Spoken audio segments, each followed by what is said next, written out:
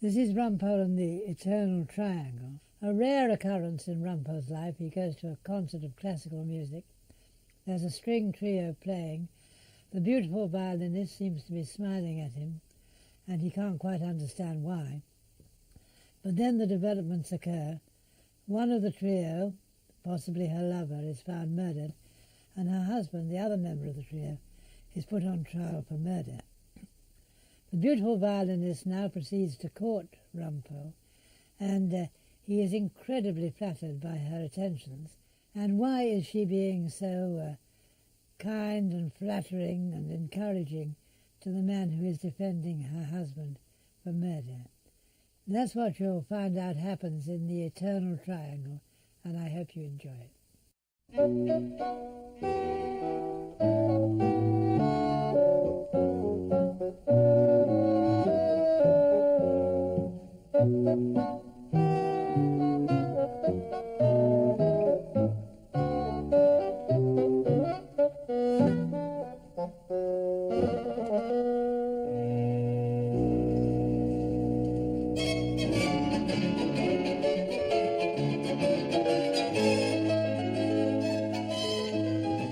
Turn that damn thing off, Hilda. It's keeping me awake.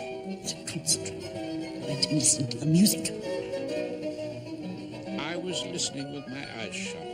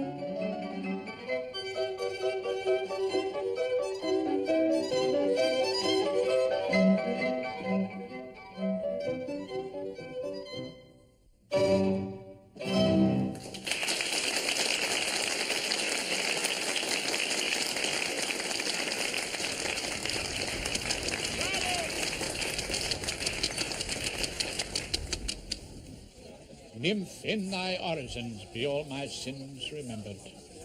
In my view, Claude, there's more music in those words than in all the quartets ever written. It was actually a trio, Rumpole. Perhaps he wasn't awake long enough to notice. Oh, don't be ridiculous, Hilda. Of course I noticed. Rumpole needs civilizing, Claude. It was a wonderful experience. It quite took me out myself. Me too, Hilda. Schubert always does that. Yes, wonderful, Claude. Could you climb back into yourself for another large gin and tonic, Hilda? Same again, please. Hello. Oh, hello. It is Mr. Rumpole, isn't it? I suppose it must be. You won't remember me. Someone I once knew at college, Billy Halliday. He was in trouble and you got him off. Well, he was innocent, actually. Oh, well, naturally, he must have been. I thought you were absolutely brilliant in court. You were so brave and, well, commanding. I mean, I only watched you from the gallery. A large G&T, a V&S and an LP. LP? Large block. Oh, yes, of course. There we are. Keep the change. Well, I'll have to go. I'm with some people. I'd love to meet you again, if ever you felt you had any time for me. The criminals of England are keeping me rather busy, unfortunately. You must stop for lunch sometimes. I'd love to talk to you again, hear what you felt about the concert and other things, perhaps. 9362709. We're there most mornings. Elizabeth! You coming, Elizabeth? Got to go.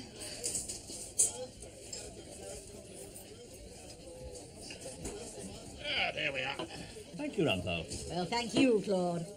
It was a wonderful evening. Yes, indeed. Wonderful. What are you doing, Rumpole? Just writing down the name of that tune they were playing. What was it, Claude? Schubert, Rumpole. Piano trio in B-flat major, opus 99. It's already there in the programme. Oh, is it? Oh, well, fancy that. Yes, well, I've got it now. Well, cheers. Cheers. Good morning, Bart. Hello, sir. Enjoying the work, are you? No worries? We senior men are, of course, anxious to see the Chambers as a happy ship. Working with Henry can be a bit of a headache, I imagine. Our clerk's always had a dominating personality. I think I can cope with Henry, thank you, sir. We come from the same neck of the woods, you know. Oh, really? Which neck's that? Bexley Heath. We have a tough breed of woman there, sir. We can look after ourselves.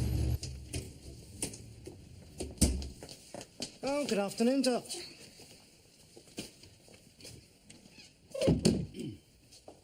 it's a two-handed robbery. It's coming in 3 weeks in half. 3 weeks? Oh, I'm going to miss you, Dave. Morning, Liz. Morning, Inchcape.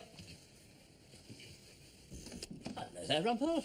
Wasn't that a sorry, simply- Erskine Brown. Heavily engaged on the terrible pressure of work.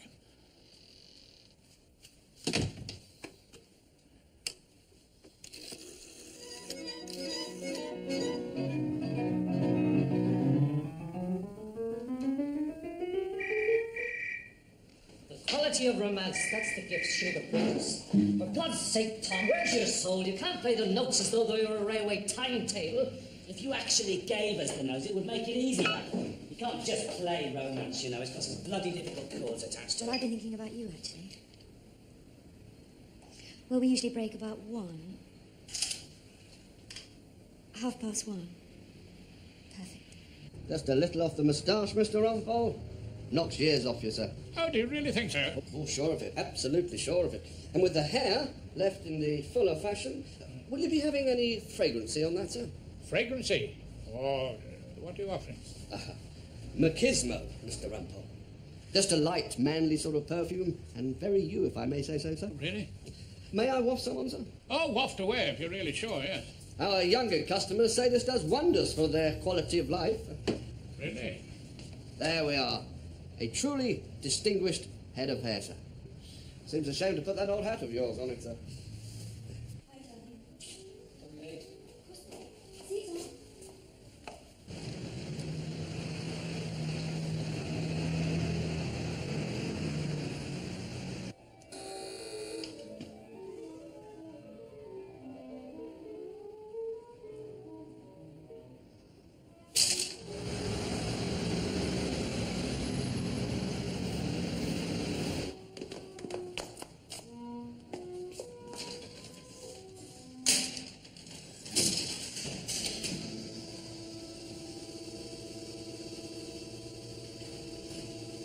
No, I don't know what you like. Steak and kidney, rare beef, grouse. You don't eat meat, do you? Oh, it has been known. Oh, how long has this been going on? Oh, I suppose they must have got through a couple of herds of cows over the years, flock or two of sheep. Mr. Rumpole. Horace, please. Horace, Yes, I'm afraid so. you don't believe in killing animals, do you? Well, don't they spend quite a bit of their time killing each other? Well, perhaps you should have more respect for them than they do for themselves. Oh, yes, of course, naturally, yes. Every time I pass a sheep, I take my hat off. Oh, you're making a joke. Ah, bad habit I've got into. Look at all these meat eaters around us. Pink faces. Accountants, probably. You don't want to look like them, do you? Are you ready to order, sir? Ah, How yes. about a selection of fresh vegetables? Oh, well, if you really And think... perhaps some cheese afterwards? Oh, don't let's go mad. Just vegetables for you, Mr. Rumpole. Of course. Do I look like an accountant?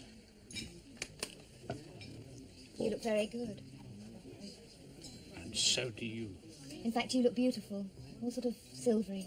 Ah, you mean knocking on a bit? Oh, I don't think age matters in the least. Really?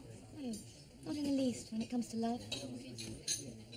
In fact, I can love almost anybody, Horace, can't you? You strike me as being someone full of love. Oh, well, yes, I suppose I can love people, yes. Oh, with a few exceptions, of course. Mr. Justice Oliphant, for example, and Sam Ballard, our head of chambers. What's the matter with him, Horace? Isn't he lovable? Oh, I wouldn't say that being lovable is one of Soapy Sam's obvious qualities, no. I love him. Why did you want to have lunch with me? Does there have to be a reason? There usually is. You say that because you're a lawyer. I just admired you so much when you were doing Billy's case. And then, when I saw you looking at me during the Schubert, I thought I'd like to get to know you better. Would you care to order your wine, sir? Wine? Oh, I don't think we need any artificial stimulation, do we? Oh, well, perhaps just a small glass of... That meeting you's enough to intoxicate me. Isn't it the same for you?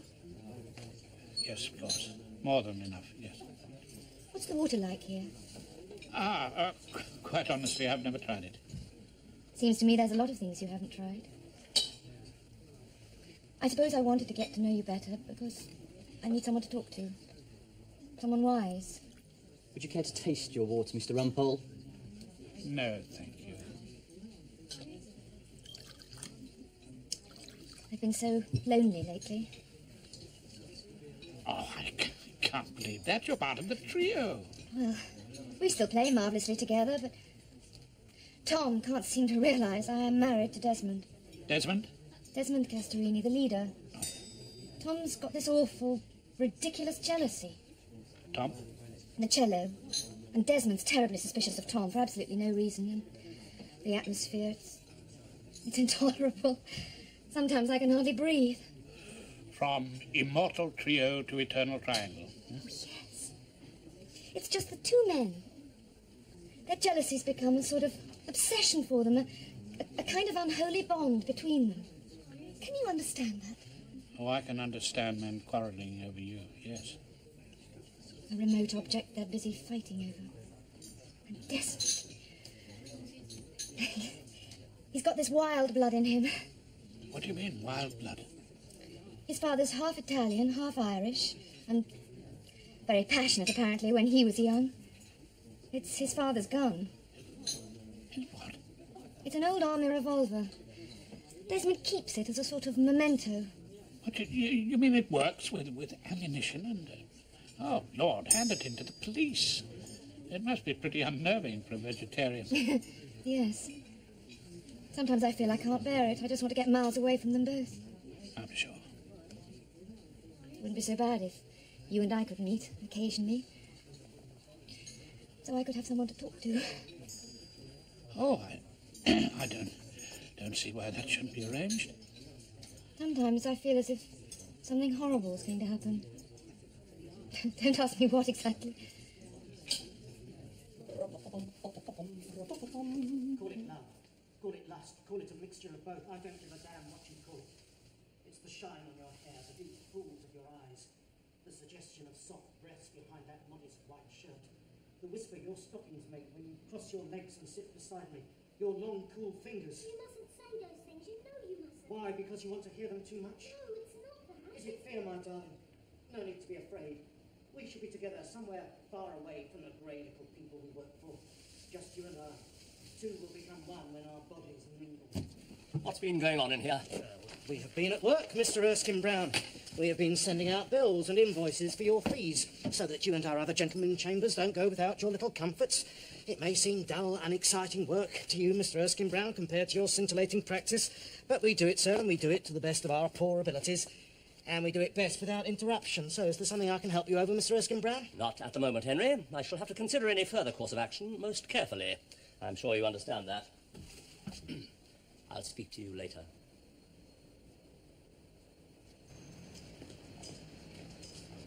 Ballard! Ballard!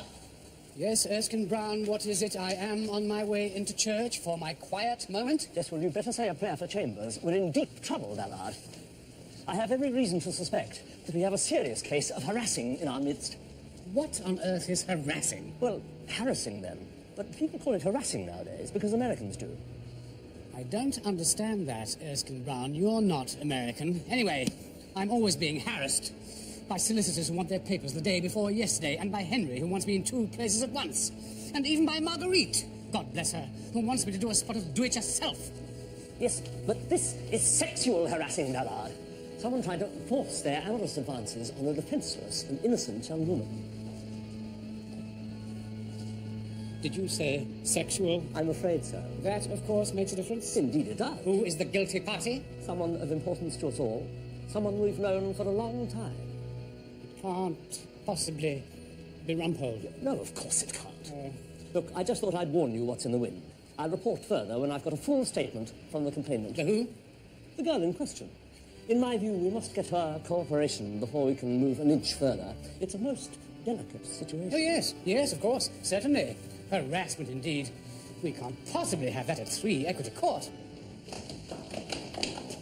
I can't go on like this, not forever. Then I'll have to tell him. Don't you think it's about time I told him? Why? Before everyone else knows.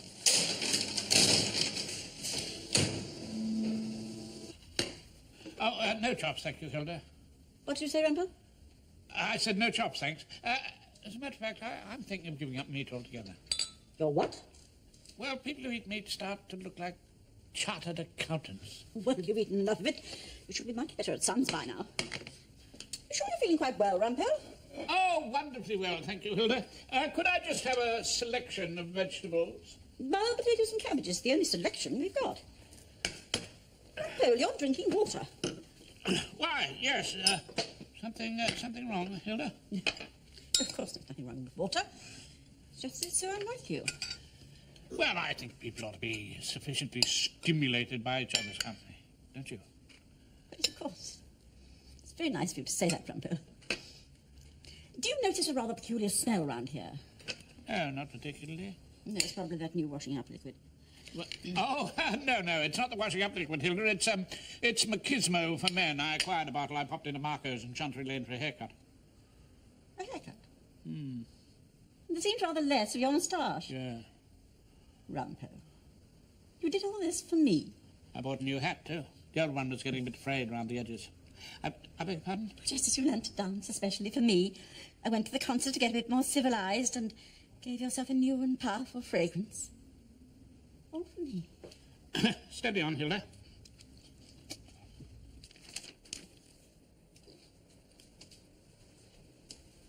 What?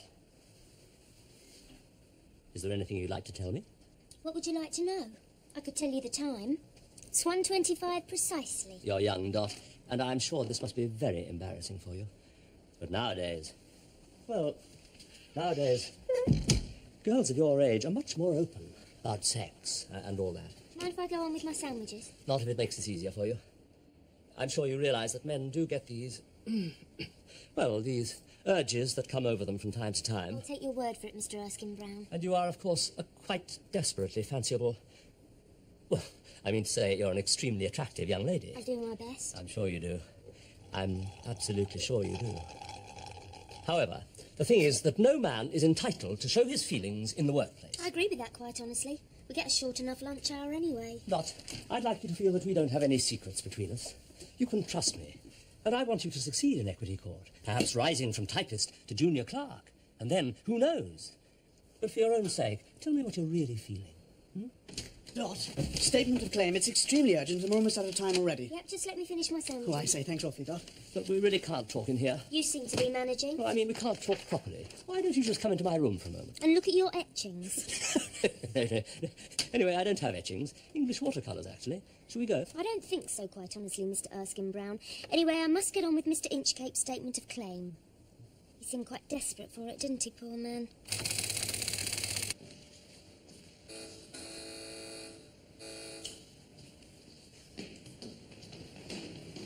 It's Tom! Tom Randall. Upstairs. Well, something's happened. Go.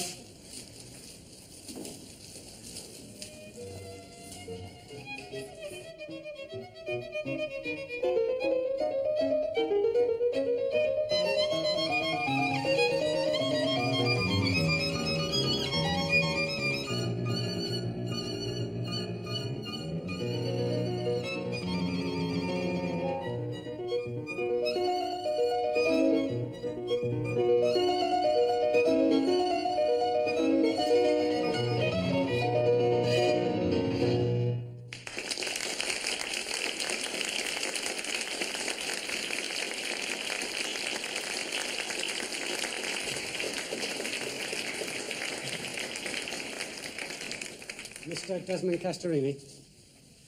You know that? I'm charging you with the murder of Thomas Paul Randall. You're not obliged to say anything, but anything you say will be taken down in writing and may be used in evidence.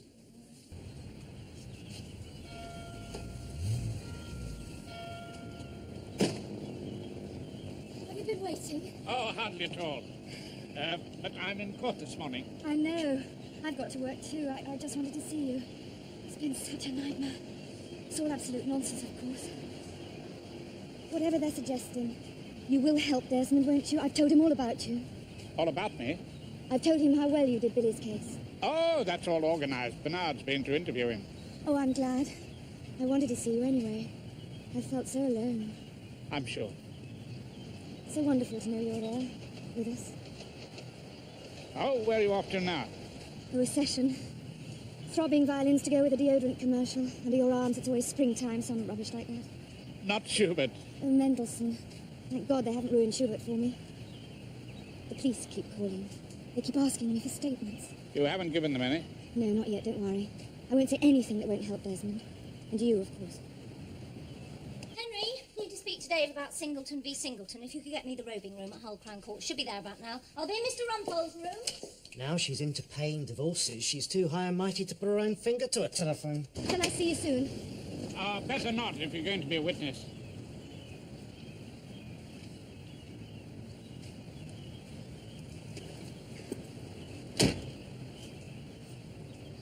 But when it's over, shall we have lunch again? I'd like that very much.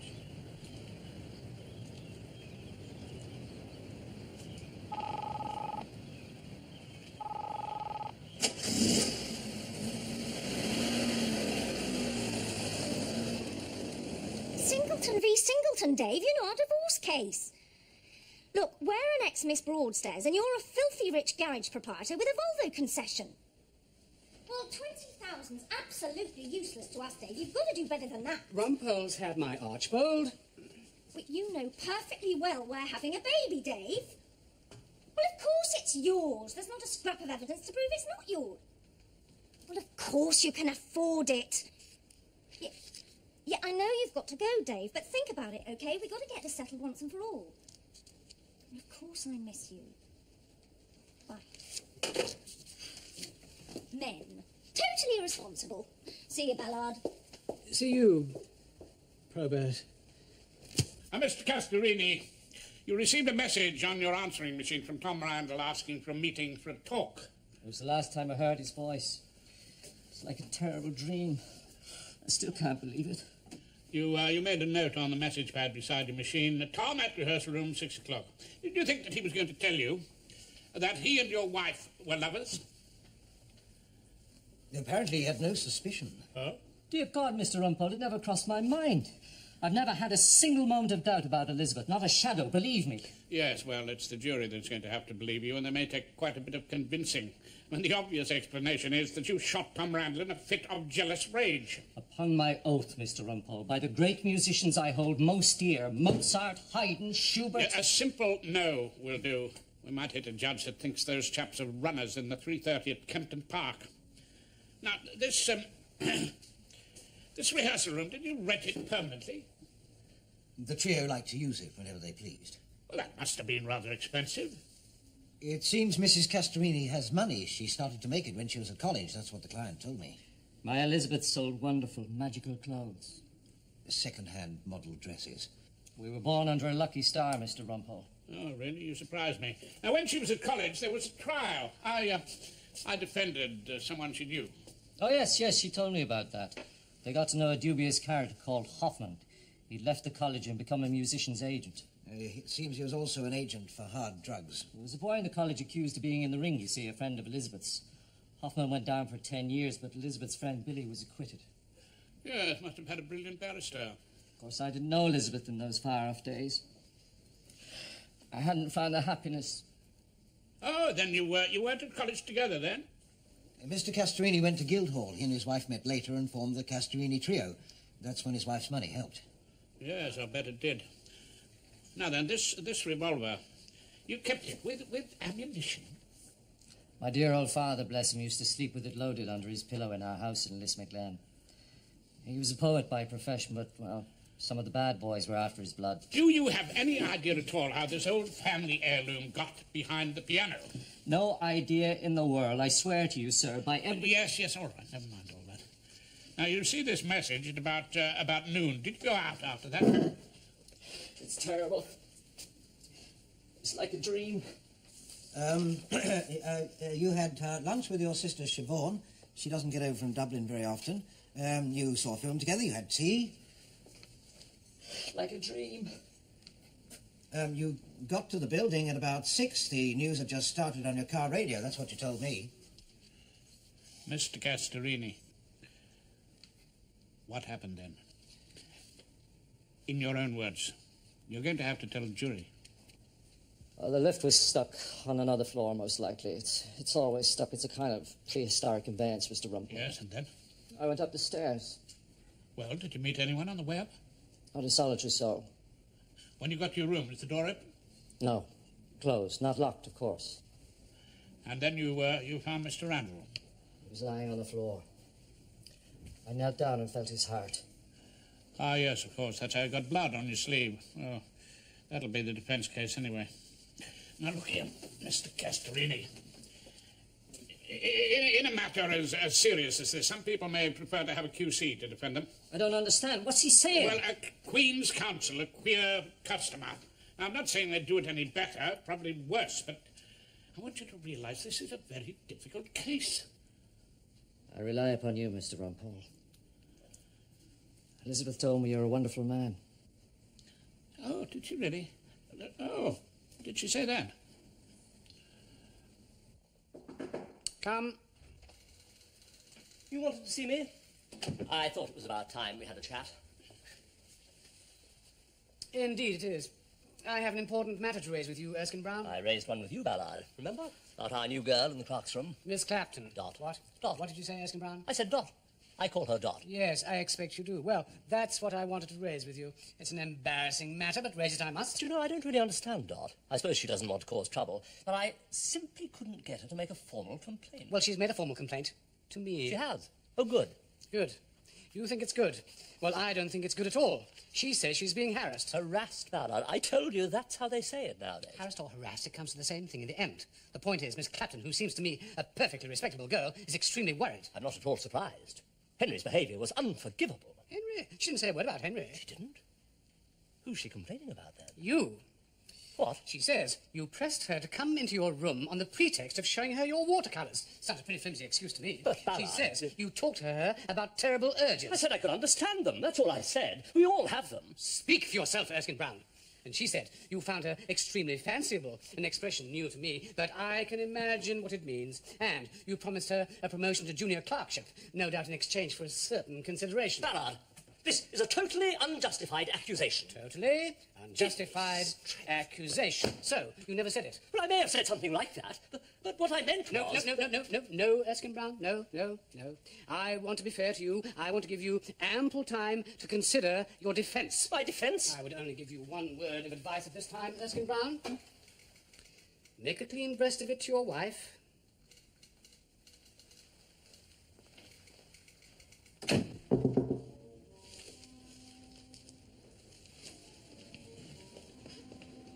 I telephoned. It's Bernard of Bernard Humphreys. This is Mr. Rumpole, our learned counsel.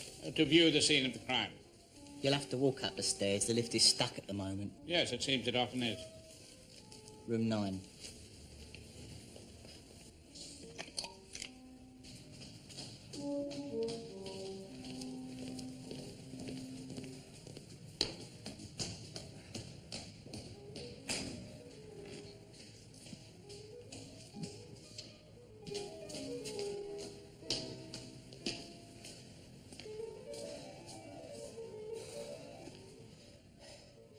They were here for hours on end, practicing, the client told me. Just the three of them. The eternal triangle, Mr. Rumpole. You can see how it happened. Can you? Yes, I suppose you can. Let's just run up to the top floor.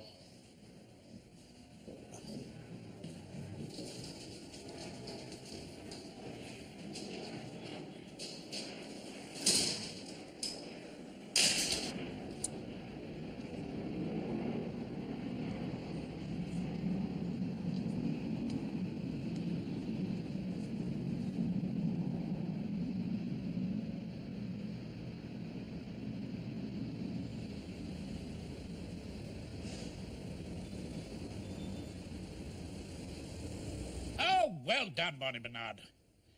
Yes, just one or two other things. Would you ask your friends in the Crown Prosecution Service to let you have a copy of the dead man's bank statements? And I'd like a copy of his birth certificate. And the bill took a great pile of documents out of the Castorini flat. Go over those with a fine-tooth comb, will you? Well, looking for? Money, dealings, itemised phone bills, that sort of thing. See what you can find. Bye. Rumpole? Yes? I feel, Rumpole, a sense of imminent collapse. Yes, you don't look any too well. No, I refer to 3 Equity Court. The foundations are rotten. Oh, we're not getting the builders in again. I'm afraid the builders are useless in this situation. It's not their hammering so much, it's their bloody little radio set. Lust, Rumpole. Flagrant immorality has reared its ugly head all over this building. Do I detect a curious odour in this room? Anyway, when my case is complete, I shall lay it before a full Chambers meeting and stop the decline and fall of number 3 Equity Court. I love you, Ballard. I take you for a pompous, blinkered, humorless prig who seems to confuse the headship of a small and mainly criminal set of Chambers with the Archbishopric of Canterbury. And yet I love you with all my heart there. Tell me honestly, Rumpole, are you perfumed? As I was saying, I think it is our duty to love everything.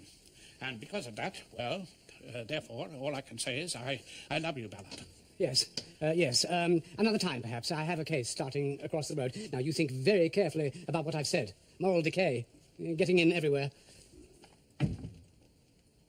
Is that the revolver which you found behind the piano in the room where the murder was committed?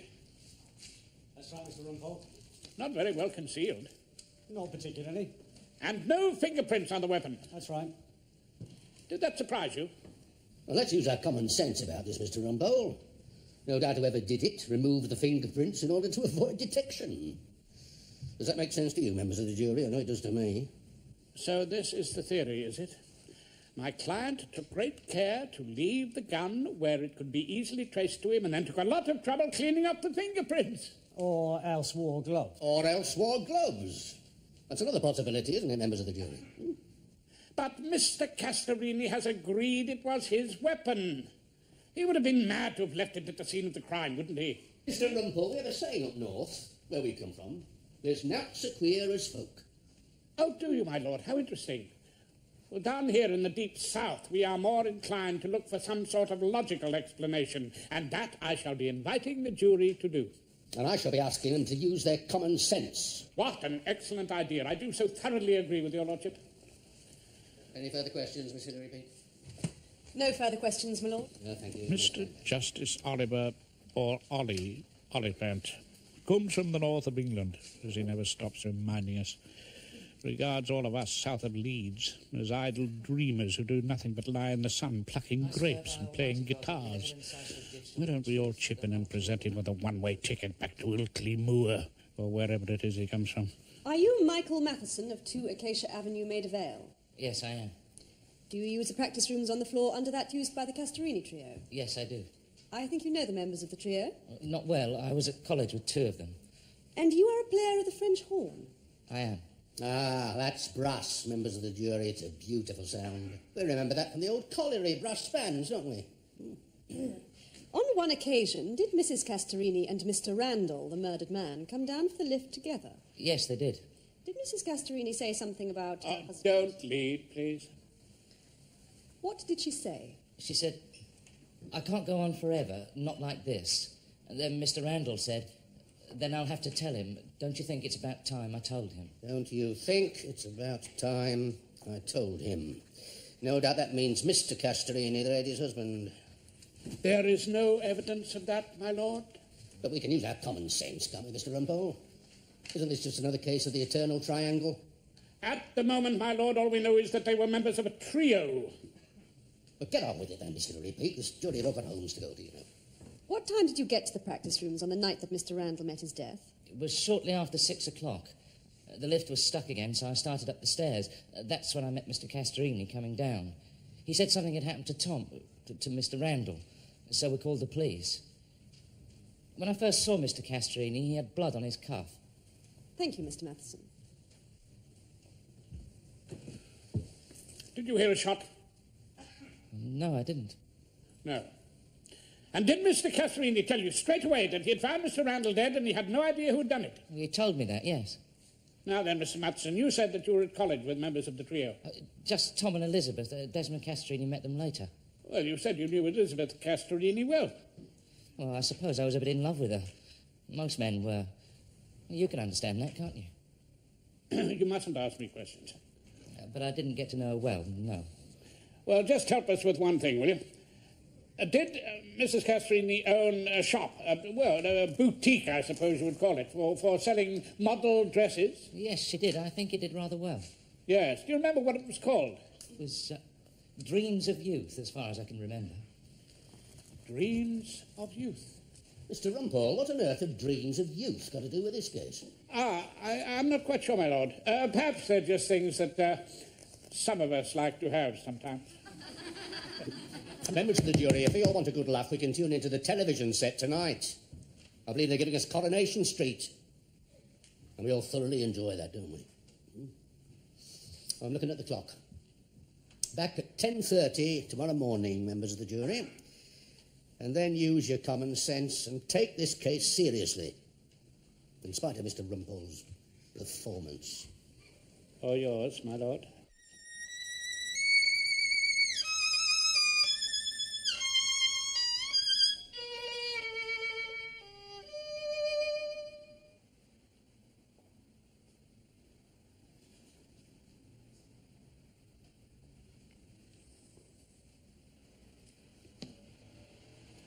You say you had always feared something like this would happen. Desmond seemed terribly jealous, for no reason at all. I kept on telling him there was nothing in it, but he wouldn't believe me. I suppose I was frightened. Of course, he had the gun. He had the gun. Thank you very much, Mrs. Castrini. And while you were at college, did you own a boutique called Dreams of Youth? Oh, we're not going back to these dreams of yours, are we, Mr. Rumpole? Oh, don't worry, my lord. They may lead us to wake up to the truth. You did well out of the shop, didn't you? Oh, yes, we sold it in the end and invested what we'd made. And you've lived quite well ever since? With our fees for playing, yes. Yes. Let me just remind you of the last message the dead man left for your husband on his answering machine. I want to talk about our lives since the Dreams of Youth days. Was he referring to the shop? Oh, I don't think so.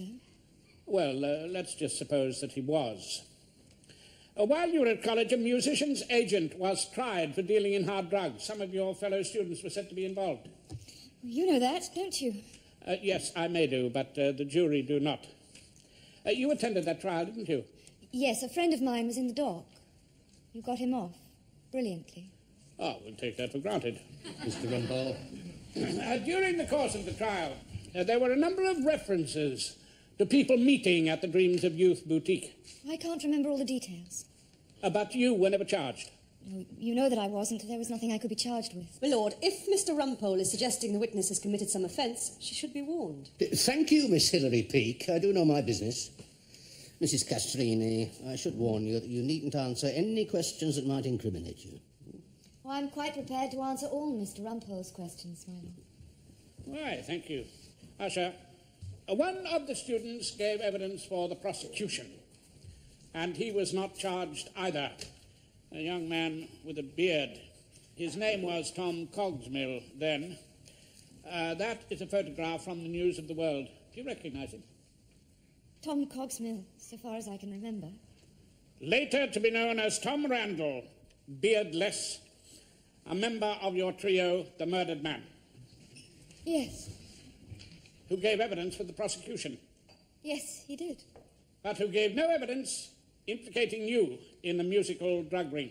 Mr. Rumpole, are those all the questions you have to ask about this ancient trial? Seems miles away from the issues in this case. Yes, my lord.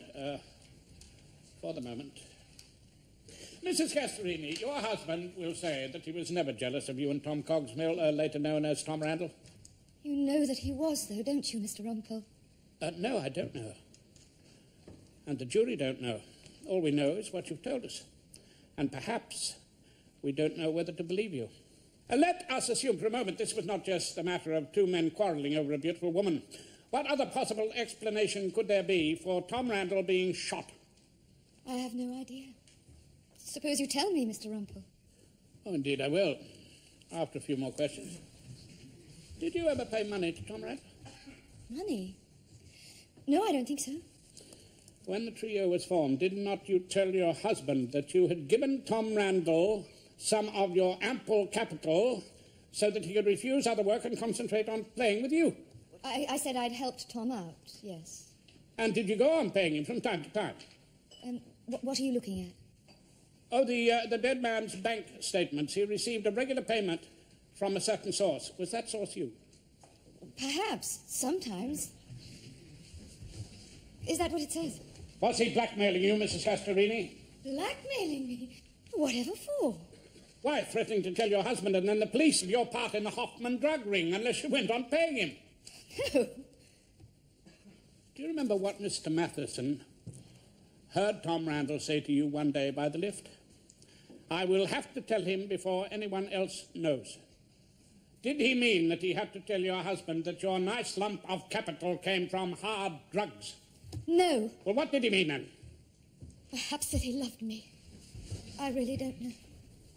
What were you doing on the day Tom Randall died? I went out in the morning. I had a doctor's appointment. Then I went to a lunchtime concert in Portland Place. Oh, and I bought a dress. I had to have a drink with our agent at 6. And before that, you popped back home. Saw what your husband had written on the pad beside the answering machine. Tom Randall at rehearsal room, 6 o'clock. No. Mrs. Castorini, it didn't take you from lunchtime till 6 o'clock to buy a dress. Did you carry it round London all the afternoon? No, I did just call back at the flat, just to put the dress away. And you didn't look at the message pad? I never saw that. Did you ring Tom Randall from your car telephone, arranging to meet him at the rehearsal room at about 5:30 before he spoke to your husband? No. No, of course not. Car telephone bills have a nasty habit of showing the number called. You did ring Tom Randall that day, didn't you? No, I'm sure I didn't. I can't remember. Didn't you go to the rehearsal room before 6 o'clock taking your husband's gun in case Tom could not be dissuaded? No. I had to meet the agent at 6 at the Warren Hotel. I told you that. Well, there's plenty of time to do the deed. Hide the gun where the police could find it. Go up the stairs, across the roof, down the fire escape and into the street. And no doubt you could immobilize the lift on the top floor by leaving the gates open. How far is the Warren Hotel from the rehearsal room? It's round the corner. You see, if your husband was the murderer, it's incredible he should have left his gun at the scene of the crime like a visiting card. My lord, that's argument, not a question. I do know my job, Miss Hilary Peake. Move on to another matter, Mr. Rumpole. Very well, my lord. Let us go back to the vital question.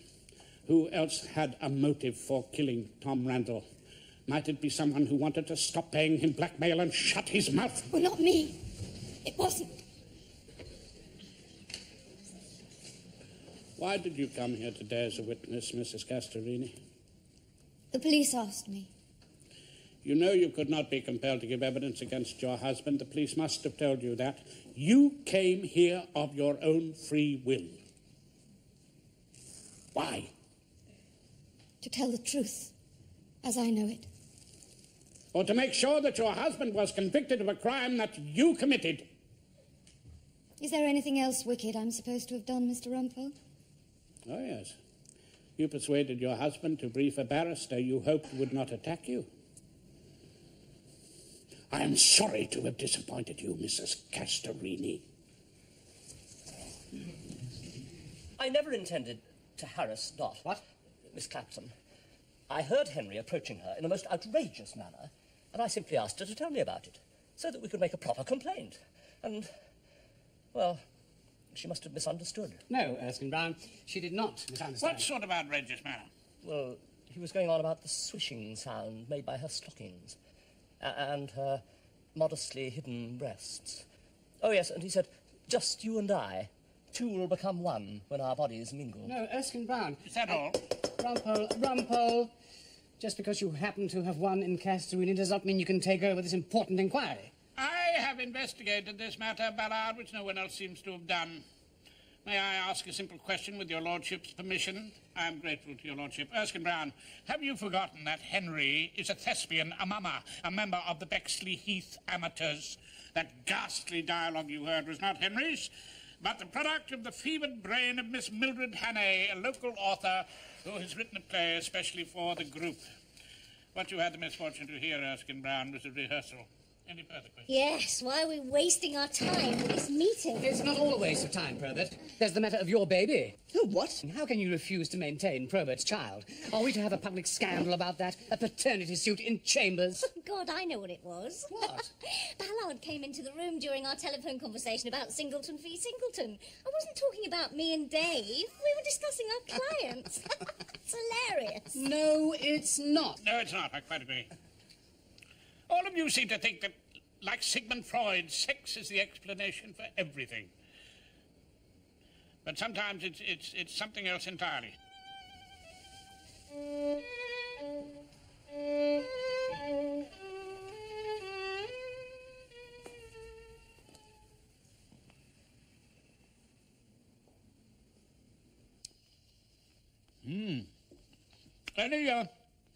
Any chance of another chop going today?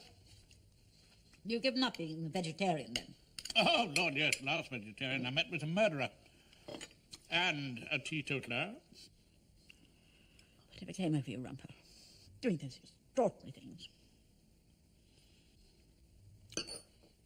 I met a lady in the meads, full beautiful, a fairy's child. Her hair was long, her foot was light, and her eyes were wild. I suppose you're talking about that Mrs. Castellini. When I think we sat there and listened to her fiddling, I wouldn't have stayed if I'd known what she was like.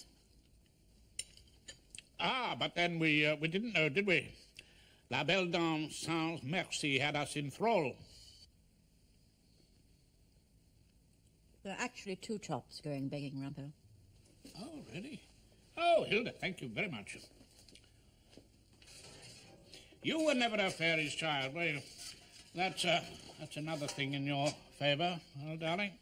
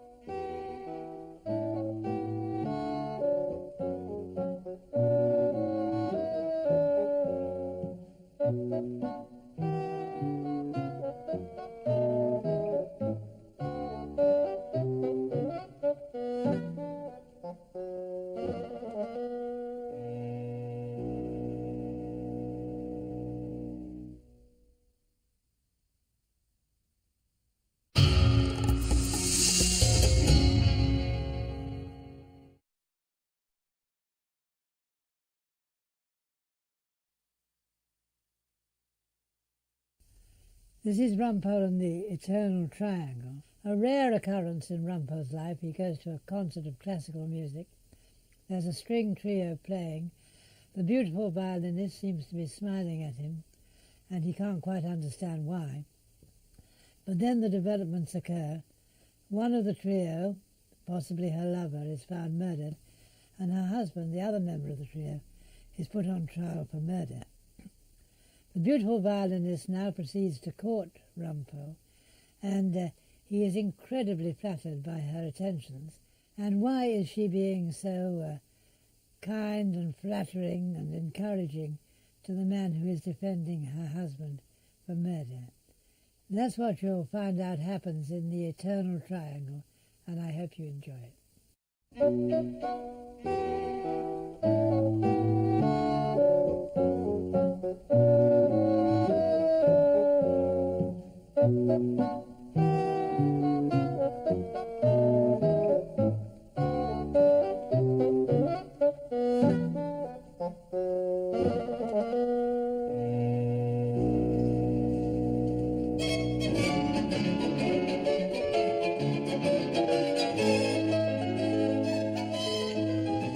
Turn that damn thing off, Hilda. It's keeping me awake. So concentrate.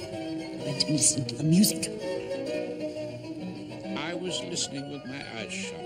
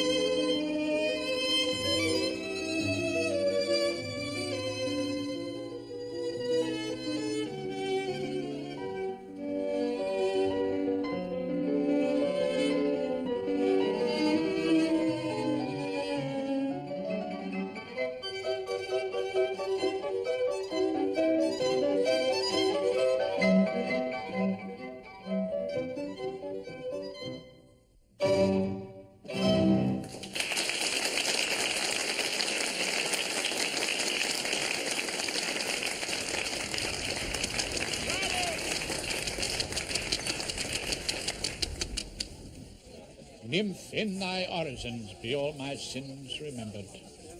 In my view, Claude, there's more music in those words than in all the quartets ever written. It was actually a trio, Rumpole. Perhaps he wasn't awake long enough to notice. Oh, don't be ridiculous, Hilda. Of course I noticed. Rumpole needs civilizing, Claude. It was a wonderful experience. It quite took me out myself. Me too, Hilda. Schubert always does that. Yes, wonderful, Claude. Could you climb back into yourself for another large gin and tonic, Hilda? Same again, please. Hello. Oh, hello. It is Mr. Rumpole, isn't it? I suppose it must be. You won't remember me.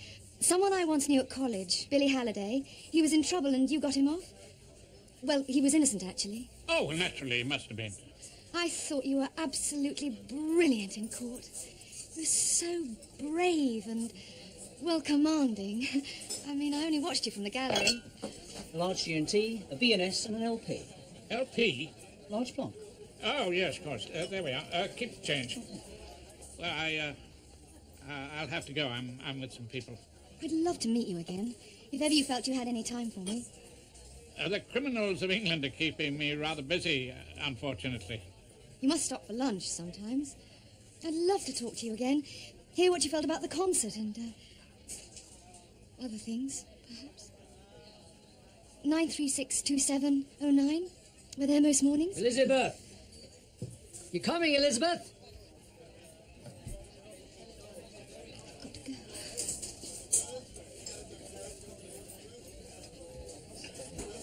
Ah, there we are. Thank you, Rumpole. Well, thank you, Claude. It was a wonderful evening. Yes, indeed. Wonderful. What are you doing, Rumpole? Just writing down the name of that tune they were playing. What was it, Claude? Schubert, Rumpole. Piano trio in B-flat major, opus 99.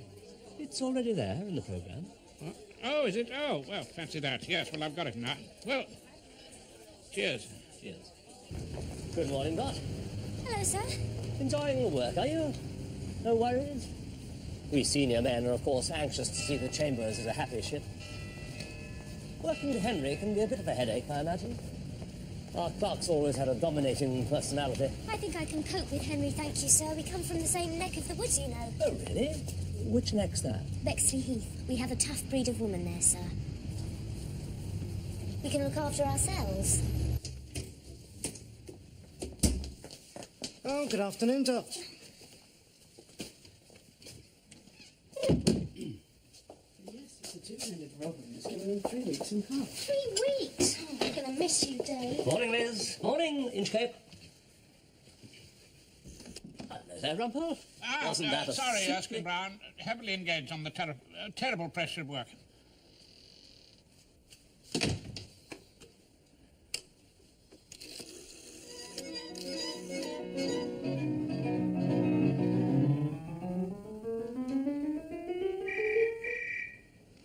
Quality of romance, that's the gift Sugar brings. For God's sake, Tom, where's your soul? You can't play the notes as though they were a railway timetable. If you actually gave us the notes, it would make it easier. You can't just play romance, you know. It's got some bloody difficult chords attached to Well, it. I've been thinking about you, actually. Well, we usually break about 1. 1:30. Perfect. Just a little off the moustache, Mr. Rumpole. Knocks years off you, sir. Oh, do you really think so? Oh, sure of it. Absolutely sure of it. And with the hair left in the fuller fashion, will you be having any fragrancy on that, sir? Fragrancy? Oh, what are you offering? Machismo, Mr. Rumpole. Just a light, manly sort of perfume, and very you, if I may say so, sir. Really? May I waft some on, sir? Oh, waft away if you're really sure, yes. Our younger customers say this does wonders for their quality of life. Really? There we are. A truly distinguished head of hair, sir. Seems a shame to put that old hat of yours on it, sir.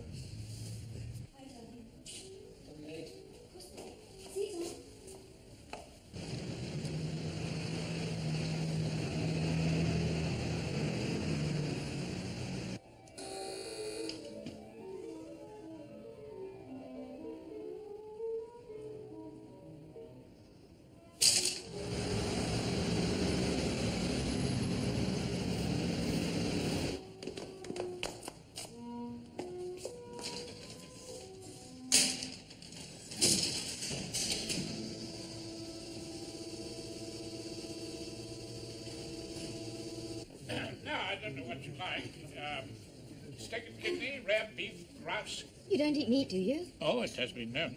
Oh, how long has this been going on? Oh, I suppose they must have got through a couple of herds of cows over the years, flock or two of sheep. Mr. Rumpole. No, Horace, please. Horace? Yes, I'm afraid so. You don't believe in killing animals, do you? Well, don't they spend quite a bit of their time killing each other? Well, perhaps you should have more respect for them than they do for themselves. Oh, yes, of course, naturally, yes. Every time I pass a sheep, I take my hat off. Oh, you're making a joke. Bad habit I've got into. Look at all these meat-eaters around us. Pink faces. Accountants, probably. You don't want to look like them, do you? Are you ready to order, sir? How about a selection of fresh vegetables? Oh, well, if you really think... Perhaps some cheese afterwards? Oh, don't let's go mad. Just vegetables for you, Mr. Rumpole. Of course. Do I look like an accountant? You look very good. And so do you. In fact, you look beautiful. All sort of silvery. You mean knocking on a bit?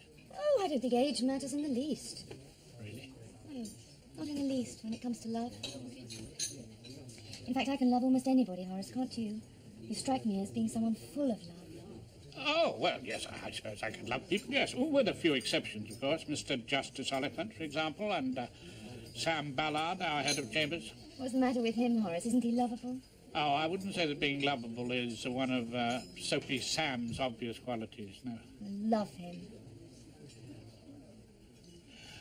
Why did you want to have lunch with me? Does there have to be a reason? There usually is. You say that because you're a lawyer. I just admired you so much when you were doing Billy's case. And then, when I saw you looking at me during the Schubert, I thought I'd like to get to know you better. Would you care to order your wine, sir? Wine? Oh, I don't think we need any artificial stimulation, do we? Oh, well, perhaps just a small glass of... In fact, meeting you's enough to intoxicate me. Isn't it the same for you? Yes, of course. More than enough, yes. What's the water like here? Quite honestly, I've never tried it. Seems to me there's a lot of things you haven't tried. I suppose I wanted to get to know you better because I need someone to talk to. Someone wise.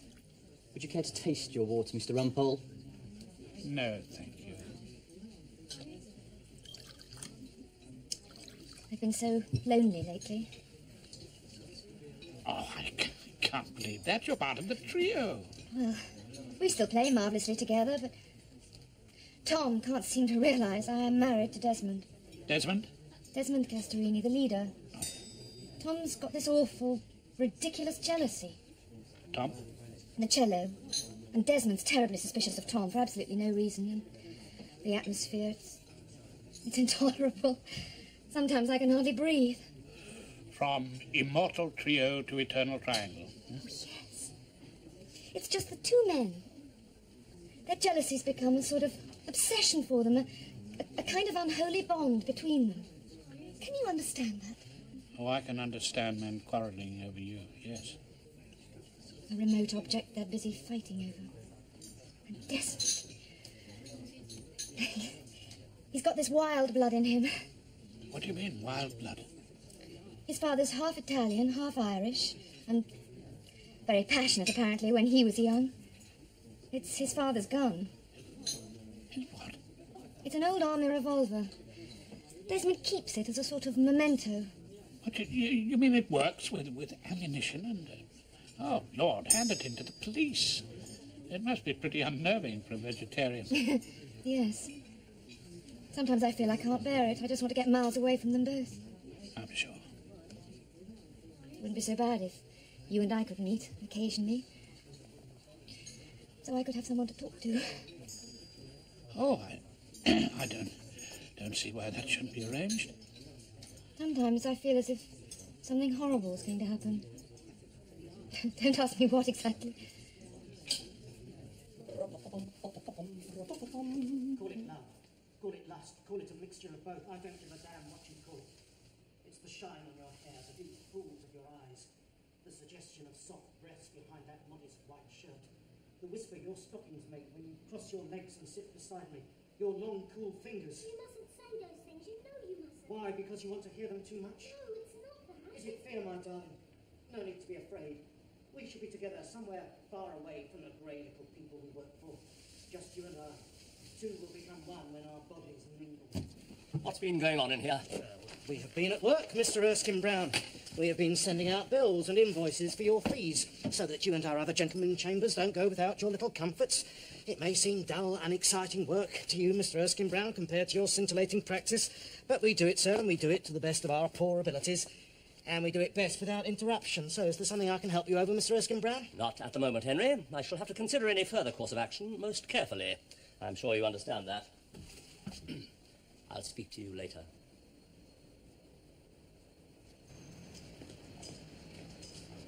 Ballard! Ballard! Yes, Erskine Brown, what is it? I am on my way into church for my quiet moment. Yes, well, you'd better say a prayer for Chambers. We're in deep trouble, Ballard.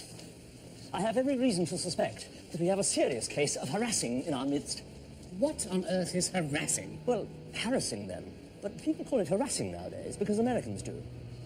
I don't understand that, Erskine Brown. You're not American. Anyway, I'm always being harassed by solicitors who want their papers the day before yesterday, and by Henry, who wants me in 2 places at once, and even by Marguerite, God bless her, who wants me to do a spot of do-it-yourself.